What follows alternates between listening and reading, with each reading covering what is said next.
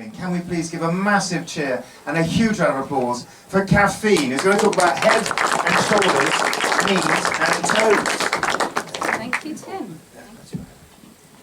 Hello, Eastbourne. Nice to see you. I hail from Hastings, so I'm on a little visit today. Tim asked me to do a talk. I didn't know what to say or what, I needed a title, so I just came up with head, shoulders, knees and toes because I've got a 7-year-old son. And I was thinking about getting you all up to do it, but I might not. So today I want to explore with you a journey through my mind and life with some stops along the way. And we're going to begin.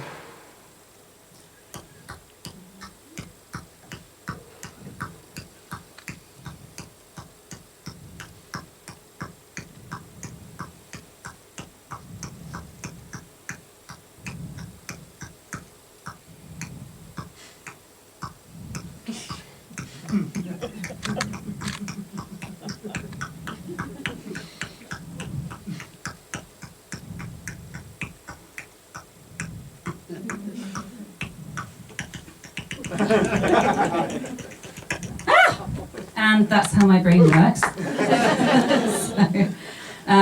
Yes, today I wanted to explain to you what it's like to live in the mind of somebody with attention deficit hyperactivity disorder, which is what I have been diagnosed with from the age of 42. I'm now 44. And the guru from the US who describes this particular condition is called Ned Hallowell, and he describes it as a Ferrari. Your brain is like a Ferrari with bicycle brakes. So it's not actually about having too much attention. It's just that the attention is everywhere, and you need to learn how to regulate it better by using the brakes better. Now, I prefer the analogy of Roadrunner because really what I do is rush on ahead, and then I'll come back and check my friends are okay and they're following what I'm saying, and then I'll rush on again, and then I'll check again that they're still following what I'm saying, and if they've fallen down a hole, I'll just run on. So that's kind of my analogy for it. When at school, we would be asking one another who you're most like as a character out of friends. So everybody was like Kath, Phoebe, because a bit of an airhead, a little bit of a daydreamer, always getting into scrapes, very creative, very musical, and I kind of looked a bit like her actually, but not loads, not really, Lisa Kudrow. During lockdown, I think everybody got a little taste of what it's like to have that kind of a mindset. The brain fog, going into different rooms, coming back out again, not knowing what's going on or why, and kind of getting to the point where you have been doing something, but you could never explain to somebody what it was all day, but somehow it happened. At that time, I actually connected with my son's friends online. We did storytelling and reading together, mostly me, the kids listening, and the parents. And so this is one of the things that I read to the kids. And I said, they went hunting for the dew of the sea, thunder plants, and dead man's balls. Now, that was a mistake. The parents in the background were peeling away with laughter. The kids didn't even notice, but that's just to say that when you have a neurodiversity, they sit quite closely alongside. So dyslexia is a cousin of ADHD, is a cousin of autism, is a cousin of all of these other presentations of neurodiversity. Another thing that I suffer with is time blindness. So I'm just checking the time now. We've got 3 minutes in. We'll see how we go. Okay, so I wanted to share with you also some of the feedback that I had at school. So Catherine is capable of working very well when self-motivated, but too often daydreams or becomes distracted from her own work in order to help others. When criticised, can be stubborn and generally needs to make more effort. However, she has made progress, so nice one. And then the head teacher's incredible script, Mrs. Sawtell. I feel that Catherine is an intelligent little girl who could really work harder. Art is obviously her first love. And she did speak like that, and I did win a house point for doing an impression of her in front of the whole class. I was 5 years old. It's like the idea of working harder at 5 years old is absolutely ridiculous.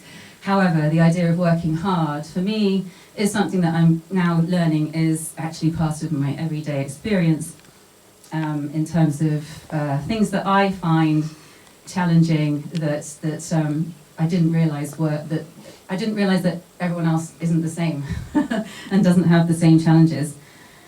So really the wiring is different in terms of how I see the world and connect with the world, and often, for instance, watching a film, I can be like in a corner like this, just reacting to the very emotional or emotive moments that are happening, a bit like you were describing with the fainting, very similar, that I would have a physical response to, or turn around in the middle of a film and go, what's going to happen next to the person that I'm with, which is highly irritating, but it's because I'm so engaged in the emotions of that film, or crying, incessantly at adverts, that kind of thing.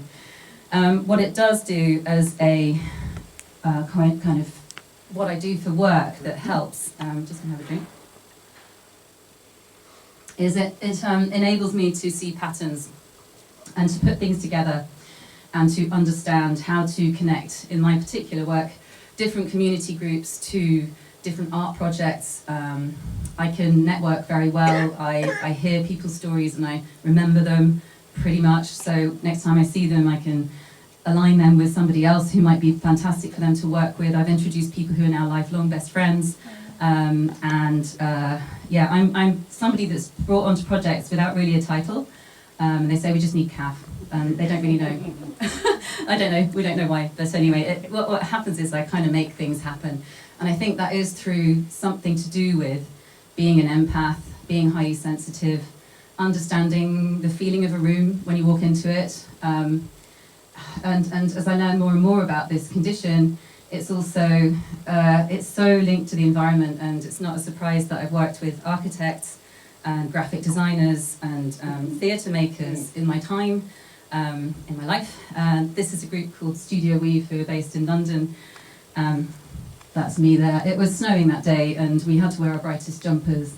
And Eddie, he's pissed off. It was cold, and they are a wonderful group. The thing about architecture is that it is another language, so you need to be able to translate it for anyone in a working man's club, for instance, working men's club, anyone down in a market square, and that would be my job. They said we need someone to talk to the humans, because they knew that was beyond their ability. You get very highfalutin when you're an architect. You can get really into your own language. It's beautiful, but you can't really describe a market square to a market trader as a ballroom. Like, they're just not going to dig it. It's just like, let's think about how you actually turn the language around. Other things that I've done are, I'm fluent in French, and so I think there's a kind of translation thing that happens quite naturally for me. It works with music as well, picking up an instrument, being able to play a tune, having never touched the instrument before. Although I'm not going to try your piano, Dan. Not yet, I might. So yes, another thing to share is the idea. What does slow me down, as I look at the 8-minute timer that we're now on, is going out into nature and feeling the seasons change. So all of those things actually that are opposite to the Industrial Revolution, that you need to be, and I think we all do, and this New Year is always a fantastic time to be thinking about this, but actually connecting back to the ground and to what's happening in the world generally, through nature, through walks, through just all of that connection. It just really, really helps. There's something about being by the sea that regulates your heartbeat. I've heard, fantastic fact, everybody in the room now will have a regulated heartbeat of about the same, because when you're in a room together like this, and if you're watching a gig or you're in a cinema, there's been studies to say that actually does happen, that everybody goes to the same level of heartbeat, which is fascinating. On that front, there's a thing called hyperfocus, where you can get really into a subject or a topic to the point where you know everything about it, and you want to share it with everyone, and not everyone necessarily wants to hear it. So even when I'm telling a story, my brother and sister will be like, Kath, can you just skip to the end? Like, and then I had a piece of toast, and then this happened, and then somebody walked and a butterfly went past, and that kind of thing happens a lot. So there's a lot of joy and a lot of, what are the words? It's like, just distraction is a word. There's also a lot of like, just wonder at the world, I think, that I've been sharing that with different. Going off in a tangent, that happens, yeah. Anyone else, please? We can popcorn this, because the other thing that I'm realising is that this is a tribe thing, and there's something that happens with people who move to the coast, and there's something with people who, I don't know, we just all, there are these fault lines coming through the whole of the UK, and it's like, I can even trace them in Hastings, you know, oh, such and such lives there, and they live there, and they're a theatre maker, and they do that, and they do this, and it's like, there is this kind of group of people, that's why we're all here tonight, who are interested in novelty, in diversion, in tangential things, in learning something completely outside of your normal realm. Okay, so the magic, the empathy, can't remember what I was going to say on this slide. This is my son's feet, and when he was younger. And yeah, putting glitter on feet, even that is kind of a bit, not everybody does that with their kids, I guess, and some people might get a bit upset. There's lots of mess. I've noticed that as a thing that I really don't mind making a lot of mess. I make a lot of mess, actually. You know, being messy with my painting, and then painting a friend's arm. She didn't like that because she's not that kind of person. So you kind of push the boundaries a little bit in this brainy world that I live in. Clutter is my nemesis, absolutely. And this is a birthday card that my friend made for me in my mother and father's old house. At the time, we were renting it from my parents with some friends. And I was just shoving all my stuff in there, and it wasn't quite like that, but it wasn't far off.